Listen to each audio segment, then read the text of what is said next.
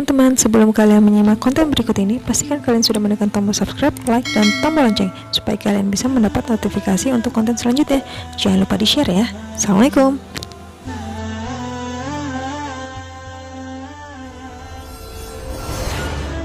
Assalamualaikum warahmatullahi wabarakatuh. Lingkar Sahabat Hijrah Kembali menyajikan berita-berita Islam dunia. Semoga semakin menambah ilmu pengetahuan tentang Islam bagi Anda semua. Dan jangan lupa klik subscribe dan notifikasi tombol lonceng agar selalu mendapatkan update terbaru dari channel ini. Menjelang siang, denyut Pompei belum sepenuhnya menyala. Warga kota megah di kaki gunung Vesuvius Italia itu masih terlelap sisa pesta semalam suntuk hari sebelumnya. Namun hari itu, 24 Agustus tahun 79 Masehi, penghuni Pompei yang masih asik di peraduan tersentak.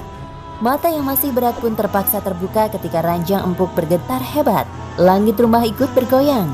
Belum ada semenit, mereka kembali dikagetkan suara gemuruh yang turun dari gunung Vesuvius. Dalam sekejap, patung-patung besar dari perunggu berpose mesum. Gedung teater, pemandian, arena gladiator, serta rumah bordil, landmark termasyhur kota itu roboh. Kengerian itu sejatinya baru dimulai saat mata mereka terbelalak melihat batu besar terlempar ke langit beserta lahar panas yang kemudian menghujam bumi.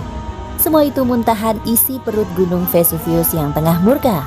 Letusan itu berlangsung seharian tanpa ada peringatan serta jalan keluar.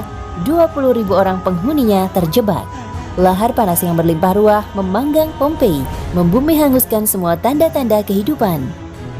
Kota yang berdiri di bawah pemerintahan Kaisar Romawi lenyap seketika. Terkubur lahar panas dan debu sedalam hingga 3 meter.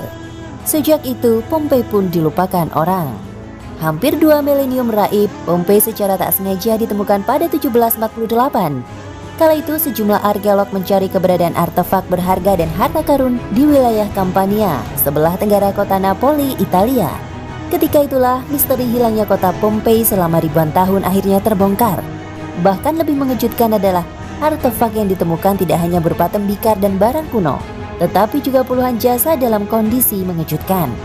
Ajaib, jasad-jasad ditemukan dalam kondisi utuh, nyaris tanpa kerusakan.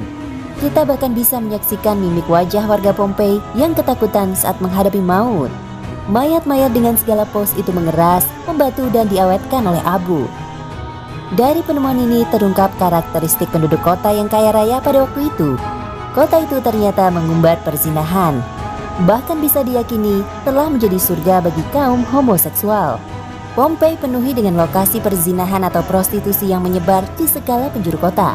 Bahkan saking banyaknya hingga susah membedakan tempat pelacuran umum dan kawasan rumah biasa. Menurut ilmuwan dilansir Life Science, sebelum kota ini hancur terkubur, penduduk di waktu itu tidak menggubris tanda-tanda akan terjadinya letusan dahsyat gunung Vesuvius. Mereka tidak ambil pusing dengan gempa kecil dan besar yang mengeringkan sumur dan sumber mata air sebelumnya. Sementara anjing-anjing menggonggong sedih atas diamnya burung-burung. Penghancuran Pompei mirip dengan azab yang dialami kaum Nabi Lut alaihi salam, yaitu penduduk Sodom atau Sadum yang dikisahkan dalam Al-Quran. Dituturkan dalam Al-Quran, penduduk Sodom melakukan berbagai kejahatan yang tidak biasa dilakukan oleh penjahat manapun. Penduduk Sodom melakukan maksiat yang belum pernah ada di muka bumi sebelumnya. Mereka melakukan perbuatan homoseks di kalangan lelakinya dan lesbian di kalangan wanitanya. Kedua jenis kemungkaran ini begitu merajalela di dalam masyarakat, sehingga merupakan suatu kebudayaan bagi penduduk Sodom. Dan ingatlah kisah Lut, ketika ia berkata kepada kaumnya, "Mengapa kamu mengerjakan perbuatan keji itu sedang kamu melihatnya? Mengapa kamu mendatangi laki-laki untuk memenuhi nafsumu, bukan mendatangi wanita? Sebenarnya kamu adalah kaum yang tidak dapat mengetahui akibat perbuatanmu." Quran Surat An-Naml ayat 54-55. Maka tatkala datang azab kami jadikan negeri kaum Lut itu yang di atas ke bawah kami balikan. Dan kami hujani mereka dengan batu dari tanah yang terbakar dengan bertubi-tubi, yang diberi tanda oleh Tuhanmu. Dan siksaan itu tiadalah jauh dari orang-orang yang lalim. Quran Surat Hud ayat 82-83.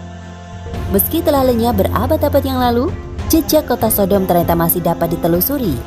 Penelitian arkeologis mendapati kota Sodom terletak di tepi Laut Mati. Kota ini memanjang di antara perbatasan Israel, Yordania. Hancurnya Pompei dan Sodom menjadi bukti kebesaran Allah yang kelak menurunkan azab ke umatnya yang tidak beriman. Seperti yang tertuang dalam surat Al-A'raf ayat 96.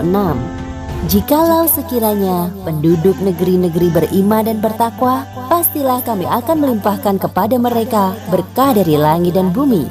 Tetapi jika mereka mendustakan ayat-ayat kami itu, maka kami siksa mereka disebabkan perbuatannya. Wallahu a'lam bishawab. Nah pemirsa, inilah akhir kebersamaan kita. Mohon maaf jika dalam tayangan ini ada tayangan gambar dan narasi yang menyinggung hati. Semoga tayangan ini bisa menjadi hikmah dan ibroh bagi kita semua.